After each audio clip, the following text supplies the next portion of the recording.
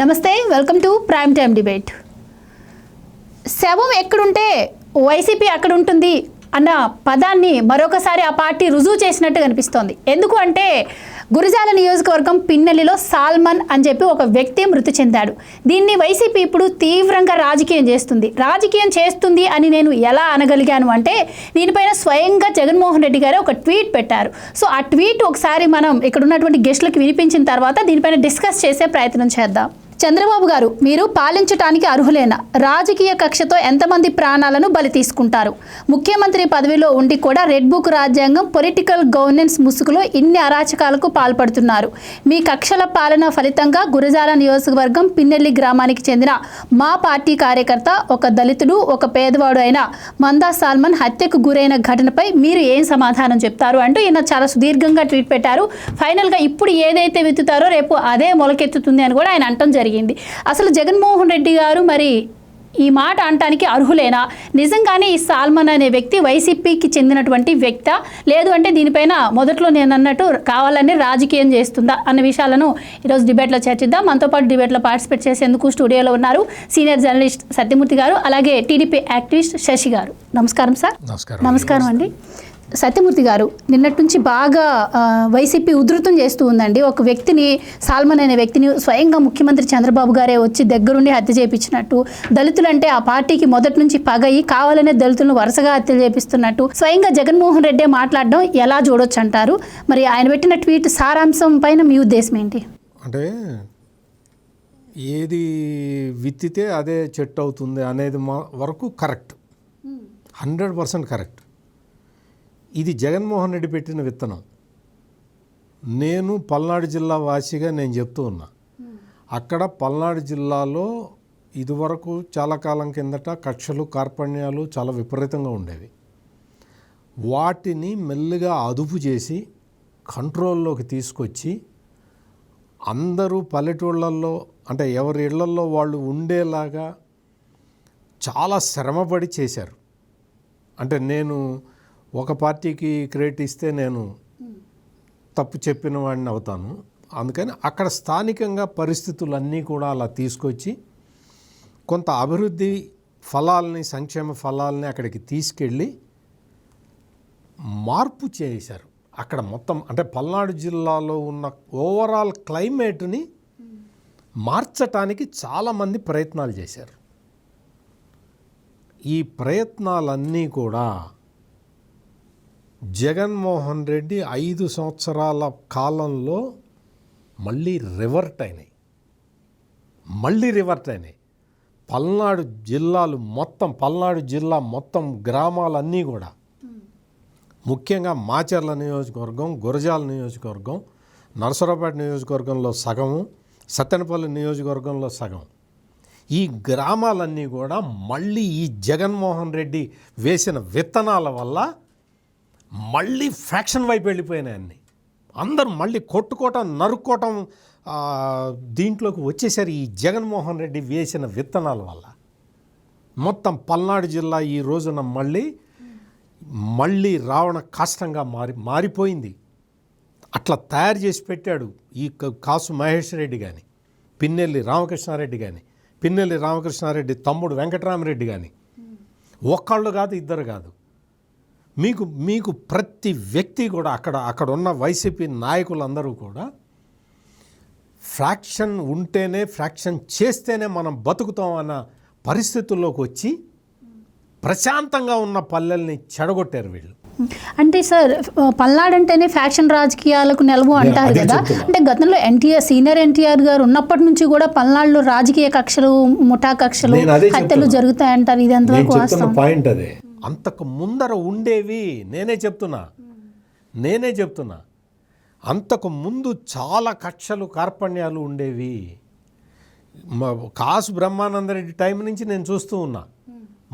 అసలు ఒక ఇది కాదు, ముఠా కక్షలు ఇవన్నీ కూడా విపరీతంగా ఉండే ఏరియా మొత్తం. ఇప్పుడు పల్నాడు జిల్లా అయింది, అప్పుడు గుంటూరు జిల్లాలో పార్ట్. దాన్ని క్రమక్రమంగా హీటు తగ్గించుకుంటూ వచ్చారు పాలకులు అందరూ కూడా. ఎవరికి చేతనైనంత వాళ్ళు చేశారు. ఎవరు చేతనైనంత వాళ్ళు చేయటంతో కొంచెం టెంపరేచర్స్ తగ్గి వాళ్ళు గ్రామాల్లో ఎవరికి వాళ్ళు బతకటం, వాళ్ళ వ్యవసాయం ఇవన్నీ చేసుకోవటం, ఈ కార్యక్రమాల్లో నిమగ్నమైపోతే మళ్ళీ జగన్మోహన్ రెడ్డి వచ్చి మొత్తం రెచ్చగొట్టేశాడు అందరినీ. నేను చెప్తున్న పాయింటే అది. పల్నాడు జిల్లాలో పల్నాడు ప్రాంతంలో ఉన్న కక్షలు కార్పణ్యాలు తగ్గించి చేసిన ప్రయత్నాలన్నిటినీ కూడా జగన్మోహన్ రెడ్డి తన 5 సంవత్సరాల కాల పరిమితిలో మొత్తం అంతా చెడగొట్టి వదిలిపెట్టి మళ్ళీ రివర్స్, మళ్ళీ స్క్వేర్ 1కి తీసుకొచ్చి వదిలిపెట్టాడు ఈ జగన్మోహన్ రెడ్డి. ఈ రోజున ఎవరైతే చనిపోయాడో సాల్మన్ అనే వ్యక్తి, ఇతన్ని చంపిన వ్యక్తి హేతూరు, అతను కూడా దళితుడే. వీళ్ళందరూ దళితులే. ఈ దళితులకి సంబంధించిన వ్యవహారంలో ఆ గ్రామంలో ఇప్పుడు మొన్న నేను కాసు మహేష్ రెడ్డి వచ్చి చెప్తుంటే విన్నా నేను. అనారోగ్యంతో ఉన్న భార్యని చూడటానికి సాల్మన్ వస్తే అతన్ని చంపారు అన్నాడు. ఓకే, కాసు మహేష్ రెడ్డి సాల్మన్ ఇప్పటి వరకు ఎక్కడున్నాడు? ఏదన్నా జాబ్ చేస్తున్నాడా? ఎక్కడికైనా ఉద్యోగం కోసం వెళ్ళాడా? ఏదన్నా వ్యాపారం పని మీద వెళ్ళాడా? ఇప్పటి వరకు ఎక్కడున్నాడు? ఇప్పుడు గ్రామానికి ఎందుకు వచ్చాడు? చెప్పేదా ఈ స్టోరీ అంతా? చెప్పేదా?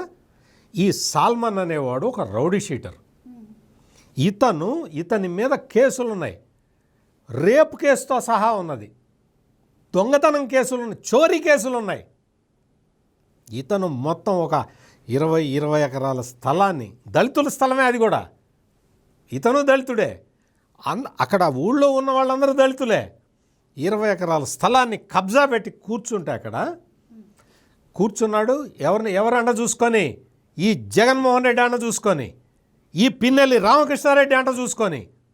కాసు మహేష్ రెడ్డి అంటే అంత మామూలుగా బెదిరిస్తే పారిపోతాడు, కానీ చెప్తున్నాను, నాకు అతని గురించి, వాళ్ళ నాన్న గురించి, వాళ్ళ తాత గురించి కూడా తెలుసు కాబట్టి చెప్తున్నా నేను. వాళ్ళ తాత వెంగళరెడ్డి ఎటువంటివాడో కూడా నాకు తెలుసు కాబట్టి నేను చెప్తున్నా.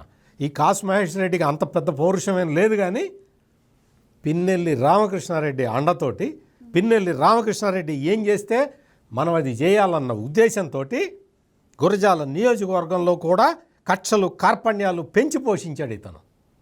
చివరికి ఏమైంది? ఈ సాల్మన్ అనే అతను మీకు జగన్మోహన్ రెడ్డి 5 సంవత్సరాల కాలంలో మొత్తం నేను ఇందాక చెప్పిన నియోజకవర్గాలన్నీ మాచర్ల, గురజాల, నరసరావుపేట, సత్తెనపల్లి, ఈ 4 నియోజకవర్గాలలో చాలా వరకు గ్రామాలు ఖాళీ చేసి వెళ్ళిపోయారు. అందరినీ వెళ్ళగొట్టారు, తరిమి కొట్టారు. అన్నీ అసలు ఎక్కడ వేరే వాళ్ళు ఉండటానికి వీల్లేని పరిస్థితులు కల్పించిన వ్యక్తి పిన్నెల్లి రామకృష్ణారెడ్డి గురువు జగన్మోహన్ రెడ్డి. వీళ్ళు అందరినీ తన్నే ఎళ్ళగొడితే ఆ తర్వాత ఎలక్షన్ ఫలితాలు వచ్చినాయి కదా. వచ్చిన తర్వాత ఎవ్వరూ ఏమనకుండానే ప్రాణభయంతో ఈ సాల్మన్ అనేవాడు పారిపోయాడు. ఊళ్ళో లేడు, ఎక్కడ ఉద్యోగం చేయడానికి వెళ్ళలా, ఎక్కడో వ్యాపారం చేయడానికి వెళ్ళలా, ఊరు నుంచి పారిపోయాడు. ఎందుకు?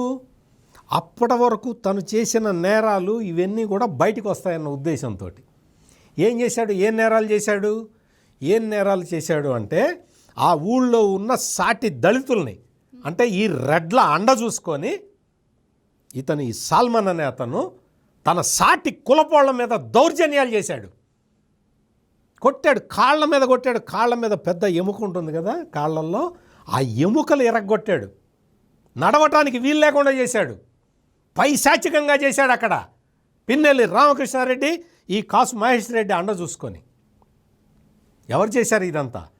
ఆ తర్వాత మొత్తం ఊళ్ళో దళితులందరూ ఏకమయ్యి మొత్తం అంటే తెలుగుదేశం పార్టీకి వైపు వాళ్ళు ఓట్లేసి వాళ్ళు గెలిపించుకున్నారు తెలుగుదేశం పార్టీని గెలిపించుకున్న తర్వాత వెంటనే ఎలక్షన్ రిజల్ట్స్ వస్తుంటే ఈ సాల్మన్ అనే అతను పారిపోయాడు అక్కడి నుంచి, కొడతారేమోనని. ఆ తర్వాత ఇప్పుడు వచ్చిన తర్వాత ఏం చేశాడో తెలుసా? నువ్వు వచ్చావు, నిన్ను ఎవ్వడో ఏమల్లా. హేతూరు అనే అతన్ని, దళితుడిని అంతకు ముందర కొట్టాడు. మీకు కావాలంటే నేను ఫోటోలు కూడా మీకు పంపిస్తాను. అన్నీ ఉన్నాయి. ఇతని మీద సాల్మన్ మీద కేసులు ఉన్నాయి, అన్నీ ఉన్నాయి. జగన్మోహన్ రెడ్డి టైంలో కేసులు నమోదు చేయలేదు, కానీ అంతకు ముందు కేసులు ఉన్నాయి, రేపు కేసుతో సహా. ఈ రేపు ఎవరిని చేశాడో తెలుసా? ఒక దళిత యువతని రేపు చేశాడు. ఇతను వచ్చి ఈ జగన్మోహన్ రెడ్డి వీళ్ళందరూ వచ్చి అతను దళితుడు దళితుడు దళితుడు అంటున్నారు. దళిత అమ్మాయిని రేపు చేశాడు ఇతను. ఆ కేసు కూడా ఉన్నది. అటువంటి వ్యక్తి వచ్చి ఊళ్ళోకి వచ్చి తాగి ఈ హేతూరు నాత్యాన్ని ఇతను అంత ముందర కొట్టాడు. అతనేదో అతని దీని మీద వెళ్తుంటే అతని మీద అటాక్ చేశాడు ఇతను, ఈ సాల్మన్. అతను తిరగబడ్డాడు, అతను కొట్టాడు. ఈ తల పగిలింది, హాస్పిటల్లో చేరాడు, హాస్పిటల్లో చచ్చిపోయాడు. ఇది జరిగింది. ఇక్కడ ఎవడు ఏ విత్తనం వేశాడు, ఇప్పుడు ఏ పంట వచ్చింది? ఏ విత్తనం వేసావు జగన్మోహన్ రెడ్డి? నువ్వు పల్నాడు జిల్లాల్లో నువ్వు వేసిన విత్తనం ఏంటి? ఇది ఫలితం. నువ్వేదో భవిష్యత్తులో వచ్చి విత్తనం వేయటం కాదు. చక్కగా అందరూ కలిసిమెలిసి ఉన్న పల్నాడు జిల్లా మొత్తం చిచ్చు పెట్టింది జగన్మోహన్ రెడ్డి. అంతకు ముందర జగన్మోహన్ రెడ్డి రావటానికి ముందు ఫ్రాక్షన్ కుటుంబాలన్నీ కూడా వాళ్ళందరూ గవర్నమెంట్ అక్కడ డెవలప్మెంట్ స్కీమ్స్, సంక్షేమ పథకాలు అవన్నీ తీసుకుంటూ వాళ్ళ పనులలో వాళ్ళు ఉన్నారు. ఈ జగన్మోహన్ రెడ్డి వచ్చి పిన్నెల్లి రామకృష్ణారెడ్డి అనే ఒక వ్యక్తిని అక్కడ పెట్టి మొత్తం దారుణాలన్నీ చేయటం మొదలుపెట్టాడు. ఇది జరిగింది. పరిపాలనకి ఎవరు అర్హుడు, ఎవరు కాదు? నువ్వు అర్హుడువా జగన్మోహన్ రెడ్డి? నువ్వు పరిపాలనకి అర్హుడివి కాదు అని చెప్పి ప్రజలు చెప్పారు, స్పష్టంగా తీర్పు చెప్పారు. నువ్వు ఈ రోజున వచ్చి చంద్రబాబు నాయుడికి పాలించే అర్హత ఉందా లేదా? బరాబర్ ఉన్నది. ఎవరు కొట్టారు? సాల్మను హేతూరు అనే అతన్ని కొడితే, హేతూరు అనే అతను ఆత్మరక్షణ కోసం తిరగబడితే సాల్మన్ చనిపోయాడు. ఏం రాజకీయం ఉంది ఇందులో? అసలు ఈ సాల్మన్ ఎవరు? వైసీపీ కార్యకర్త అంటున్నారు కదండి ఆయన్ని. అదే చెప్తున్నా, వైసీపీ కార్యకర్త కాబట్టి పిన్నెల్లి రామకృష్ణారెడ్డి ప్రోత్సహించాడు వీడిని. మొత్తం దళితుల్ని కొట్టు అవతల తరిమి. అంటే రెడ్ల రాజకీయం ఏంటి అంటే దళితులతోటే కొట్టించాడు. సాల్మన్ అనే అతను మొత్తం దళితులందరినీ కొట్టాడు. అక్కడ జరిగింది అది. ఆ దళితులు వాళ్ళందరూ వాళ్ళ పనులలో వాళ్ళు ఉన్నారు. వీడు వచ్చి ఎక్కడి నుంచో వచ్చి పారిపోయినవాడు పారిపోవచ్చు కదా, మళ్ళీ ఆ గ్రామానికి వచ్చి మళ్ళీ వీళ్ళని రెచ్చగొట్టాడు. మీరేం చేయర్రా, మీ వల్ల ఏం కాదురా, నేను మళ్ళీ వచ్చారా ఊళ్ళోకి అంటే కొట్టుకున్నాడు. వాడు కొట్టాడు, వీడు కొట్టాడు, చనిపోయాడు. ఇది జరిగింది. అందుకని ఇవన్నీ కూడా జగన్మోహన్ రెడ్డి విత్తిన విత్తనాలు. రైట్. శశి గారు, ఇప్పుడు ఎరపతినేని శ్రీనివాసరావు అంటే ఎమ్మెల్యేకి సంబంధించినటువంటి అనుచరులు దాడి చేయడం వల్లే ఇతను చనిపోయాడు. ఇది ముమ్మాటికి కూడా రాజకీయ హత్య, ఇది కూటమి ప్రభుత్వం చేసినటువంటి హత్య అని చెప్పి జగన్మోహన్ రెడ్డి అంటున్నారు. సో మీరేమంటారు?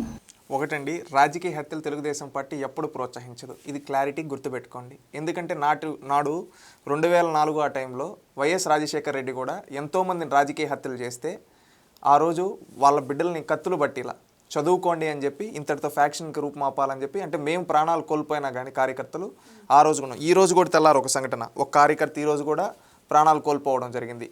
కానీ మేము ఎక్కడ ఫ్యాక్షన్ని ప్రోత్సహించలేదు. మీరు గుర్తుపెట్టుకోండి, ఫ్యాక్షన్ రాజకీయాన్ని అణిచివేసిన పార్టీ తెలుగుదేశం పార్టీ.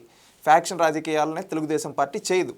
ఇక్కడ ఇంతకుముందు సత్యమూర్తి గారు క్లారిటీగా చెప్పారు, సల్మాన్ అనే వ్యక్తి ఎలాంటి వ్యక్తి, ఆయన చేసింది ఏంటి, ఎలాంటి పనులు అని చెప్పి. అక్కడ అతను ఒక దళితుడు ఒకను పోతూ ఉంటే కొట్టాడు. అక్కడ అతను హేతూరు వచ్చేదో టార్గెట్ చేసి స్కెచ్ చేసి చేయలా.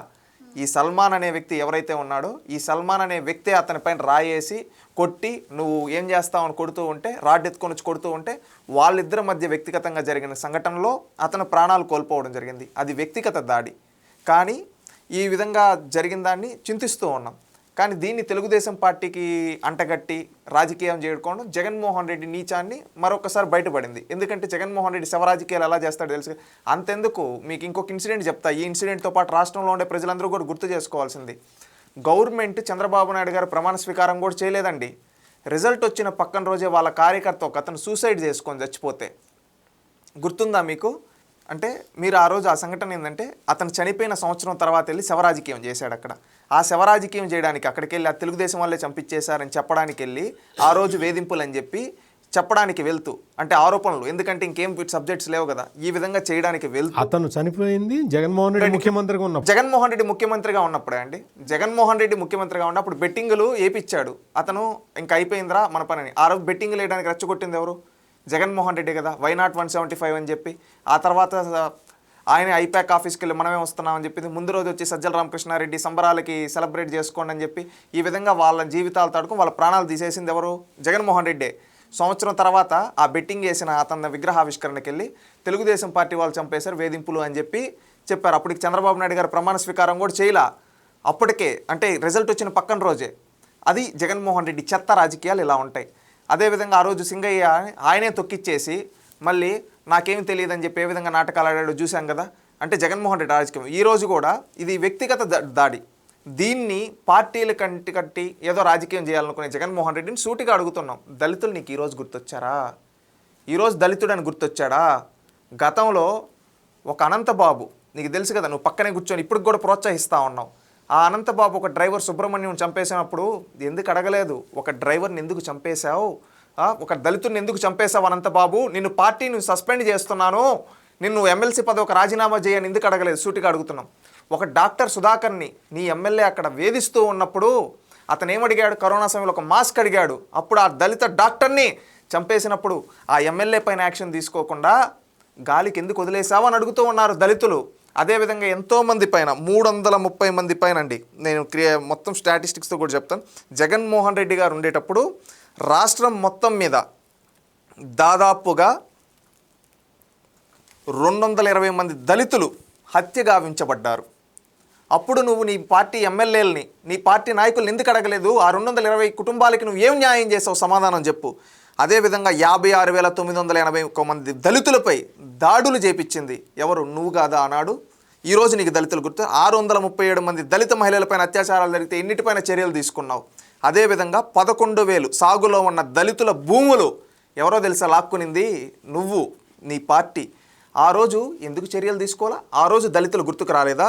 ఈరోజు శవరాజకీయం చేయడానికి నువ్వు పరిగెత్తుకుంటూ వస్తూ ఉన్నావే, ఆ రోజు ఇంతమంది జరిగినప్పుడు నువ్వెందుకు మాట్లాడలేదని సూటిగా అడుగుతున్నాం. ఈరోజు ఇద్దరి మధ్య వ్యక్తిగత దాడి జరిగితే ఈ జరిగిన సాల్మాన్ అనే ఒక తప్పిదం వల్ల అతను దాడి చేయకపోయింటే ఎందుకు అక్కడ అతని ప్రాణం పోయి ఉండదు కదా.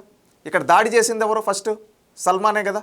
సల్మాను ఆ హేతూర్ అనే వ్యక్తిని టచ్ చేయకుండా ఉంటే ఆ రోజు ఆ సంఘటనలో వాళ్ళిద్దరూ కొట్టుకోకపోయి ఉంటే ఇది జరుగుండదు కదా. ఇక్కడ రెచ్చగొట్టింది ఎవరు? రాయేసింది, రాడ్డు తీసుకొని వచ్చి కొట్టింది ఎవరు? సల్మాను. అతను ప్రాణ రక్షణలో కొడుతూ ఇద్దరి మధ్య జరిగింది దాడి.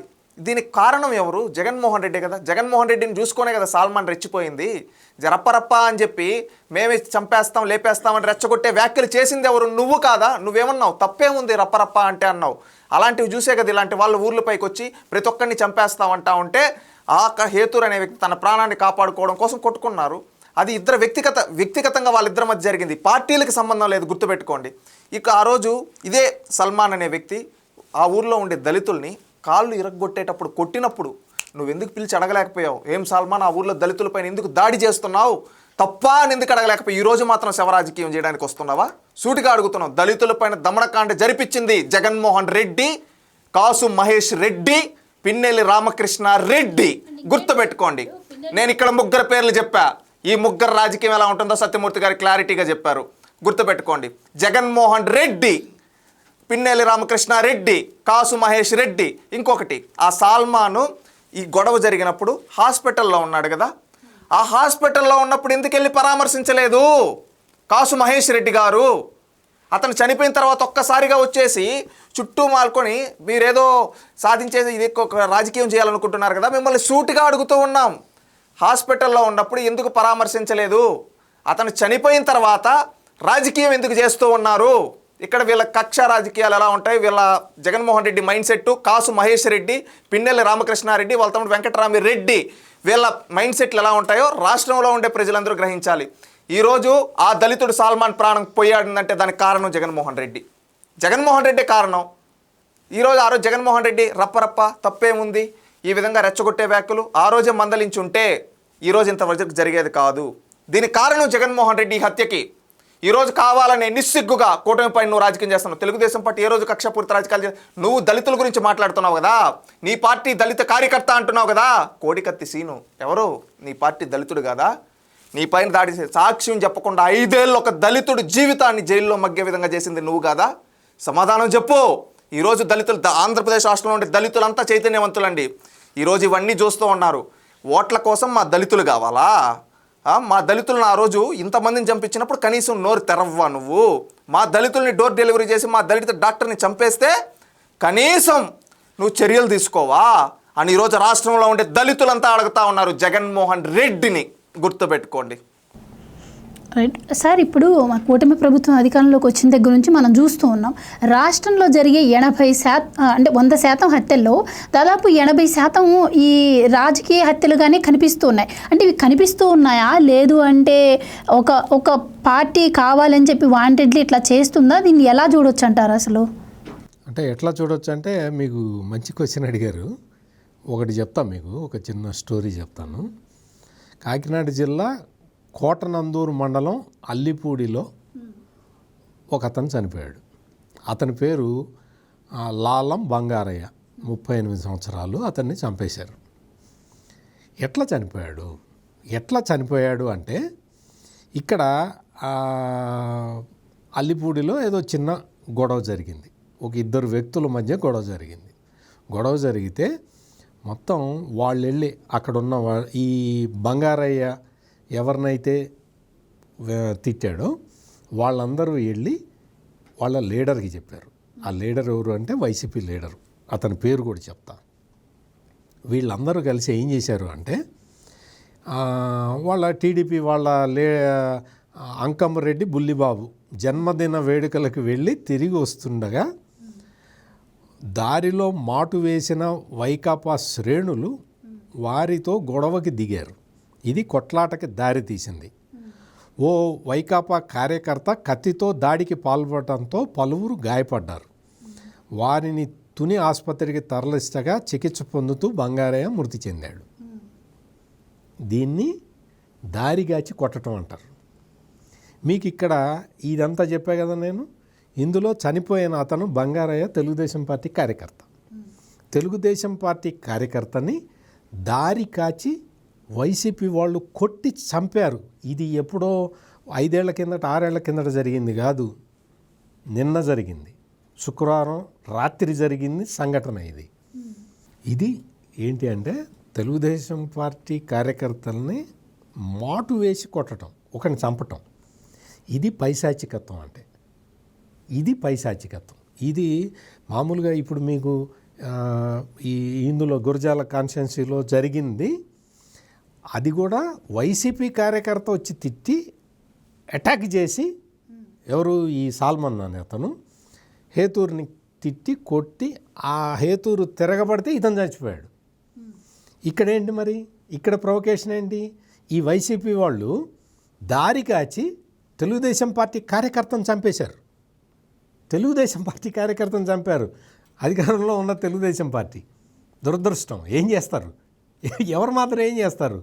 తెలుగుదేశం పార్టీ అధికారంలో ఉన్న టైంలో తెలుగుదేశం పార్టీ కార్యకర్తని చంపి అవతల పడేశారు. కాకినాడ లాంటి ప్లేసులో, అసలు ఎంత ప్రశాంతంగా ఉండే ప్లేస్ కాకినాడలో ముఠా తగాదాలు ఉంటాయా? నాకు తెలిసి ఉండవు. నేను అక్కడ పనిచేశా, కాకినాడలో కూడా నేను జర్నలిస్ట్గా పనిచేశా. అక్కడే ఎప్పుడు ముఠా తగాదాలు ఉండవు. అటువంటి చోట కూడా ఈ ఫ్యాక్షనిస్ట్ మెంటాలిటీని ప్రజల్లోకి ఇంజెక్ట్ చేశాడు జగన్మోహన్ రెడ్డి. ఈ రోజున జరిగిన ఇది ఒకటే కాదు, మీకు రకరకాల కేసులు, ఒక్కొక్క చోట ఒక్కొక్క కేసు. అంటే ప్రభుత్వం అధికారంలోకి వచ్చిన కొత్తలో కూడా వినుకొండలో రౌడీ షీటర్లు 2 పొడుచుకొని చనిపోతే స్వయంగా జగన్మోహన్ రెడ్డి గారు వెళ్ళి వాళ్ళకి ఎలాంటివి అంటే పారితోషికం అంటారా ఏమీ ప్రకటించుకోకుండా కూటమి ప్రభుత్వం ఇస్తున్న ఫలాలు ఎట్లున్నాయి, సంక్షేమ పథకాలు ఎట్లున్నాయి అని చెప్పి వాళ్ళని అడగడం కావచ్చు, ఇవన్నీ కూడా మనం చూసాం కదా. అంటే ఇక్కడ ఏంటి, ఇందాక నేను మొదట్లో అడిగినట్టు 80% హత్యలు రాజకీయ హత్యలుగానే మారుతున్నాయంటారా, నిజంగానే లేదు అంటే ఇలా మార్చే ప్రయత్నం జరుగుతుందంటారా? ఇప్పుడు జగన్మోహన్ రెడ్డి ఇందాక శశి గారు చెప్పారు కదా, సింగయ్యని కారెక్కిచ్చి చంపి ఆయన డబ్బులు ఇచ్చాడు, చేతిలో డబ్బులు పెట్టాడు. పెట్టేసి ఆ చచ్చిపోయాడు ఈ డబ్బులు తీసుకో అని చెప్పాడు వాళ్ళ ఆవిడతోటి అంటే హింసా ప్రవృత్తిని పెంచుతూ ఉన్నది ఎవరు అనేది ప్రజలు ఆలోచించాలి.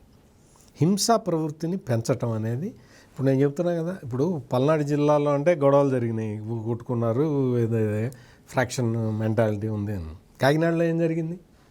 కాకినాడలో ఎవడు చేశాడు? వైసీపీ లీడర్లు అటాక్ చేసి ఒకరిని చంపి తెలుగుదేశం పార్టీ కార్యకర్తని 38 ఏళ్ల పిల్ల అతన్ని యువకుడిని నరికి అవతల పడేస్తే దిక్కు దివాణం లేదు. ఈ జగన్మోహన్ రెడ్డి దీని గురించి మాట్లాడమను, ఈ బంగారయ్య కుటుంబానికి సమాధానం చెప్పమను. సమాధానం చెప్పాలి కదా. నువ్వు సాల్మన్ ఇది చేస్తున్నావు, సాల్మన్ని నువ్వు చాలా ఆవేదనగా మాట్లాడుతున్నావు కదా జగన్మోహన్ రెడ్డి. మరి బంగారయ్యని ఏం చేద్దాం జగన్మోహన్ రెడ్డి? ఈ బంగారయ్యని ఏం చేద్దాం చెప్పు? చనిపోయాడు 38 ఏళ్ల వ్యక్తి. అందుకని మొత్తం జరుగుతున్న విషయాలన్నింటిలో కూడా జగన్మోహన్ రెడ్డి పాత్ర ఉన్నవి. అంటే జగన్మోహన్ రెడ్డి ప్రొవొకేటివ్ స్టేట్మెంట్ వల్ల జరుగుతున్నవే ఎక్కువగా కనిపిస్తూ ఉన్నాయి. ఈ జగన్మోహన్ రెడ్డి ప్రొవొకేటివ్ స్టేట్మెంట్స్ ఇవ్వటం అనేది రాష్ట్రంలో యువతకి చాలా చాలా వాళ్ళకు ఒక శాపంలాగా మారిపోయింది. ఎందుకంటే ఇతన్ని నమ్ముకొని ఇతను చెప్పినట్టు వింటే మనకి ఎమ్మెల్యే కావచ్చు, ఎంపీ కావచ్చు అన్న ఉద్దేశాన్ని కల్పించాడు ఇతను. అందుకని దారుణంగా ఆ విజయనగరం తెలుసు కదా ఎంత ప్రశాంతంగా ఉంటుంది. అక్కడ సీతాపురంలో ఎన్టీ రామారావు విగ్రహాన్ని ధ్వంసం చేశారు. ఎన్టీ రామారావు విగ్రహం ఏం చేసింది నీకు? ఎన్టీ రామారావు విగ్రహం ఏం చేసింది? దాన్ని ధ్వంసం చేస్తే ఇద్దరిని అరెస్ట్ చేశారు. తూర్పాటి అనిల్, జుత్తాడ రవిచంద్ర. వీళ్ళిద్దరు ఎవరో తెలుసా? వైసీపీ కార్యకర్తలు, జగన్మోహన్ రెడ్డి శిష్యులు. అంటే నువ్వు దుష్ట రాజకీయం చేయటం వల్ల కదా వీళ్ళందరూ ఇట్లా మారుతున్నది.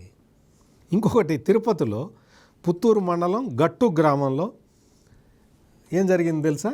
ఈ వైసీపీ వాళ్ళు టీడీపీ వాళ్ళు ఏదో సంక్రాంతికి ఫ్లెక్సీ కట్టుకుంటే అదంతా చించేశారు. ఏంటి పైశాచికత్వం? ఎందుకు నీకు పైశాచికత్వం? ఎన్టీ రామారావు విగ్రహం మీద దాడి చేయాల్సిన అవసరం ఏంటి? ఎన్టీ రామారావు వచ్చి నిన్నేమన్నా ప్రొవోక్ చేశాడా? ఎందుకు చేశావు?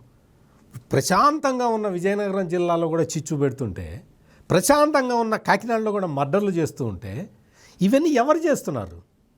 అంటే ఈ ఫ్రాక్షనిస్ట్ మెంటాలిటీని మొత్తం రాష్ట్రం మొత్తాన్ని ఫ్రాక్షన్ జోన్గా మార్చిపెట్టాడు ఈ జగన్మోహన్ రెడ్డి. ఇప్పుడిప్పుడే పోలీసులు ఒక్కొక్కరిది బెండు తీస్తూ ఉన్నారు. ఐఎమ్ రిక్వెస్టింగ్ ది పోలీస్ ఏంటి అంటే బెండు తీసే కార్యక్రమం తొందరగా చేయాలి. బెండు తీసే కార్యక్రమం రౌడీల్ని మీరు చేతులకి బేడీలు వేసి రోడ్డు మీద నడిపిస్తున్నారు కదా, అది ఇంకా ఫాస్ట్గా చేయాలి, అన్ని చోట్ల చేయాలి. లేకపోతే రౌడీలు విచ్చలవిడిగా పెరిగిపోతారు. ఇట్లా దీన్ని ఇప్పుడే అడ్డుకోవాల్సిన అవసరం ఉన్నది. రైట్ శశి గారు, వైసీపీకి సంబంధించినటువంటి కార్యకర్తలను వరుసపెట్టి చంపుతూ ఉన్నారు. రెడ్ బుక్ రాజ్యాంగం అమలు చేస్తుంది కూటమి ప్రభుత్వం అని చెప్పి జగన్మోహన్ రెడ్డి గారు మొదటి నుంచి ప్రచారం చేస్తున్నారు. సో దాని గురించి హోంమంత్రి అనిత గారు లిస్ట్ అడిగితే ఇంతవరకు ఇవ్వలేదు. మళ్ళీ ఇప్పుడు వచ్చేసి ఈ హత్య గురించి కూడా ఈ విధంగా మాట్లాడటం జరుగుతోంది. మరోపక్క అక్కడే ఉంటున్నటువంటి పిన్నెల్లి రామకృష్ణారెడ్డి గారి పైన జంట హత్యల కేసు ఉంది. స్వయంగా సుప్రీంకోర్టే వాళ్ళకి శిక్ష వేసింది. దానిపైన జగన్మోహన్ రెడ్డి గారు ఇప్పటి వరకు స్పందించలేదు. ఇంకా ఆయన అమాయకుడు అని చెప్తున్నారు.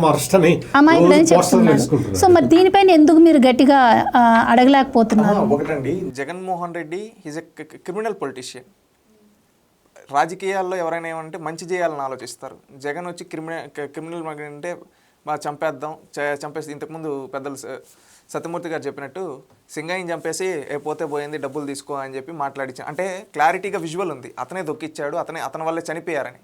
కానీ డబ్బులు ఇచ్చే విధంగా మేనేజ్ చేయాలనుకున్నాడు చూసాం కదా. వివేకానంద రెడ్డి గారిది గుండెపోటు గొడ్డలిపోటు అని చెప్పి ఏ విధంగా అన్నారో మీరు చూశారు.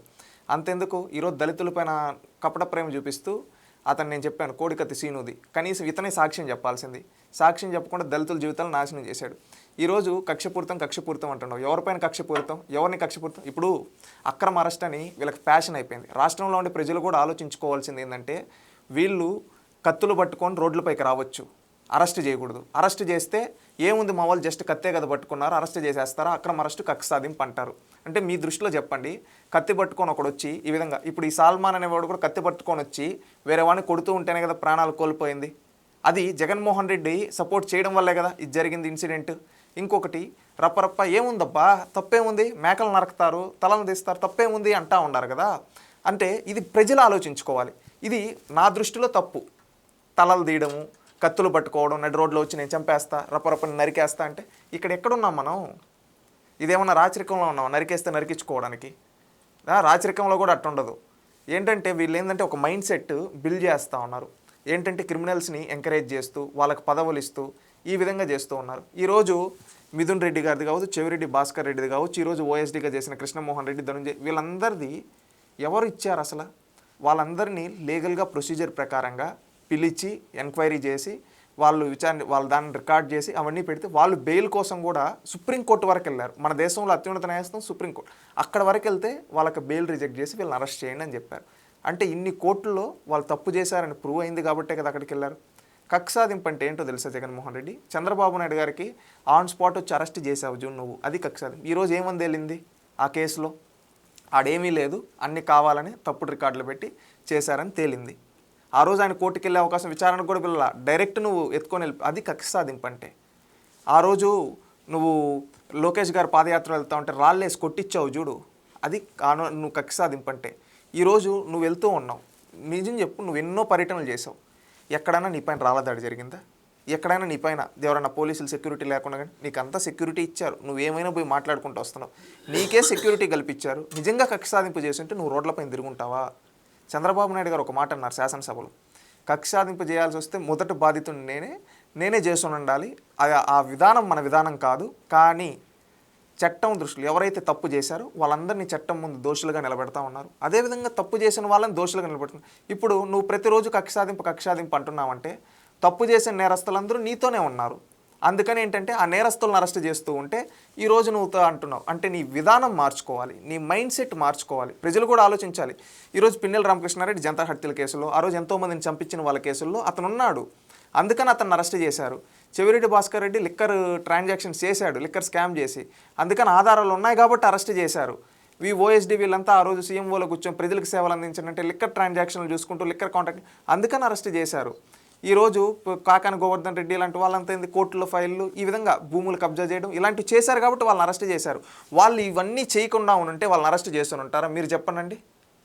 అంటే ఇక్కడ తప్పు చేసే వాళ్ళందరూ జగన్మోహన్ రెడ్డి చుట్టూనే ఉన్నారు. ఈ తప్పు చేసిన వాళ్ళని వదిలేద్దాం, మీరు చెప్పండి. గారు నేను అడగాల్సిన క్వశ్చన్ అండి. ఇప్పుడు పాత్రదారుల కంటే సూత్రధారులు ఇంపార్టెంట్, ఫస్ట్ వాళ్ళని పట్టుకోవాలి, వాళ్ళకి శిక్ష చేయాలంటారు. సో మరి అసలు వ్యక్తిని మీరు ఎందుకు ఇప్పటి వరకు అరెస్ట్ చేయలేకపోతున్నారు, వాళ్ళ యాక్షన్ తీసుకోలేకపోతున్నారు అని చెప్పి మీరే అంటున్నారు కదండి. ప్రవోక్ చేస్తున్నారు, కార్యకర్తలందరినీ ప్రజల్ని రెచ్చగొడుతున్నారు అని చెప్పి రెచ్చగొడుతున్నారు. ఇప్పుడు వాళ్ళపైన చట్ట ప్రకారంగా చర్యలు తీసుకుంటూ ఉన్నారు. ఇప్పుడు ఎక్కడ రపరప బ్యానర్లు పెట్టారో వాళ్ళందరిపైన ఏమని చెప్పారు, వాళ్ళకందరికీ నోటీసులు ఇవ్వడం జరిగింది. ఎవరైతే తలనరికే వాళ్ళని రోడ్లంతా తిప్పించి కౌన్సిలింగ్ ఇవ్వడం జరిగింది. ఈ విధంగా చేస్తూ ఉన్నారు కదా, దాన్ని జగన్మోహన్ రెడ్డి కక్ష సాధింపు అంటున్నారు. ఇక్కడ ఏంటంటే జగన్మోహన్ రెడ్డి ఇక్కడ ఉంటాడు, వీళ్ళందరితో రెచ్చగొట్టే వ్యాఖ్యలు చేపిస్తాడు, ఇతను అమాయకంగా మాట్లాడతాడు. మీరు రెడ్ బుక్ రాజ్యాంగం అన్నారు కానీ మీరు రెడ్ బుక్ రాజ్యాంగం నడిపిస్తున్నారో లేదో కానీ అది మాత్రం ప్రతిపక్షాలకి బాగా వాళ్ళు యూజ్ చేసుకోవడానికి బాగా పనికొస్తుంది. లోకేష్ గారు చాలా సందర్భాల్లో కూడా చెప్పారు, మీరు క్లారిటీ ఇస్తాం రెడ్ బుక్ అని చెప్పి. లోకేష్ గారు ఈరోజు చెప్పడం కాదు, ఆయన పాదయాత్ర చేశారు. కుప్పంలో మొదలైన పాదయాత్ర విజయనగరం జిల్లా వరకు చేశారు. ప్రతి బహిరంగ సభలో పెట్టుకొని చెప్పారు, ప్రతి బహిరంగ సభలో చెప్పారు. ఆ తర్వాత ఆయన శంకారాము శ్రీకాకుళం నుంచి ఇటు అనంతపురం జిల్లా వరకు చేశారు. 2 యాత్రలు చేశారు. మళ్ళీ ఎలక్షన్ ముందు క్యాంపెయిన్ చేశారు. అప్పుడు చెప్పడం జరిగింది. అప్పుడు ఏమని చెప్పారు తెలుసా? ఆయన చెప్పిన మాటను ఒకసారి నుండి, ఎవరైతే చట్టాన్ని ఉల్లంఘించి సామాన్య ప్రజల్ని వేధించుంటారో, సామాన్య ప్రజల్ని బాధింపు చేసుంటారో అలాంటి వాళ్ళపైన చట్ట ప్రకారంగా వాళ్ళందరినీ ప్రొసీజర్ ముందు నిలబెట్టి చర్యలు తీసుకుంటామని చెప్పారు. ఈ రోజుకి నేను ఆ మాట కట్టుబడి ఉన్నానని లోకేష్ గారు చెబుతూ ఉన్నారు. దాన్ని బట్టి మీరు అర్థం చేసుకోవాల్సింది ఏంటంటే ఇక్కడ తప్పు చేసిన వాళ్ళు భయపడాలి, తప్పు చేయని వాళ్ళకి ఎందుకు భయం? ఈరోజు రెడ్ బుక్ అని మాట్లాడుతున్నారు కదా, రెడ్ బుక్ మీనింగ్ క్లారిటీగా చెప్తూ ఉన్నారు. క్లారిటీగా చెప్పాం, తప్పు చేసిన వాళ్ళపైన చట్ట ప్రకారంగా చర్యలు ఉంటాయి. ఇప్పుడు తప్పు చేసిన వాళ్ళని వదిలేసామనుకోండి, మీరు చెప్పండి వదిలేసామనుకోండి, వాడేమవుతాడు, ఇంకా ఒక 10 మంది క్రిమినల్స్ని తయారు చేసి ఈ సమాజానికి చీడపురుగులం మారుతారు. అదే ఇలాంటి వాళ్ళని శిక్షిస్తే సమాజంలో ఇలాంటి చీడపురుగులు అనేకపోతే సమాజం బాగుంటుంది. ఇక్కడ మా లక్ష్యం ఏంటి, సమాజం బాగుండాలి. అర్థమైందా మీకు? ఈరోజు జగన్మోహన్ రెడ్డి ఎందుకు అంటున్నాడు తెలుసా, రెడ్ బుక్ రాజ్యాంగం అని? ఇంకేమీ లేదు. నిజంగా కక్ష సాధింపు చేస్తే జగన్మోహన్ రెడ్డి ఇన్ని పర్యటనలు చేసుని ఉంటాడా? సూటిగా అడుగుతూ ఉన్నాం. ఇన్ని పర్యటనలు చేసి ఉంటాడా? ఇంత స్వేచ్ఛగా మాట్లాడగలుగుతాడా? వీళ్ళు ఇంత స్వేచ్ఛగా కత్తులు ఎత్తుపెట్టుకో ఉండగలుగుతారా? కానీ ఏంటంటే కత్తులు పట్టుకొని ఈ విధంగా రోడ్లపైకి వస్తాం. ఇంతకుముందు ఒక డిబేట్లో కూడా చెప్పాం, మీరు జెండా పట్టుకోండి, ఎవరు ఏమన్నారు, కత్తులు పట్టుకుంటామంటే చట్ట ప్రకారంగా చర్యలు ఉంటాయి.